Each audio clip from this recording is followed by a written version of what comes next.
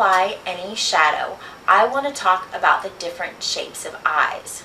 Now, Leslie has classic eyes. That means that they're perfectly set evenly across the face. Now, if you have a smaller space in between your eyebrows, that's closed set eyes.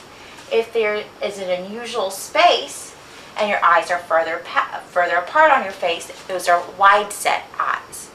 Also, while looking at the eyes, if your eyes are deep set and the most prominent feature is your brow bone, though that is called hooded eyes. Now, depending on what kind of eye shape you have is going to be dependent on where we put the shadow.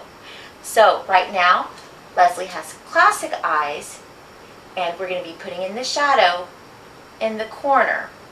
If you have deep set eyes, remember that dark colors recede and light colors jump out at you. You want to use the accent color on your hooded part of the brow bone. If you have wide set eyes, that means your eyes are set apart. You want to use the majority of the color in the creases. This will bring your eyes closer together. If you have closed set eyes, that means your eyes are closer in to each other.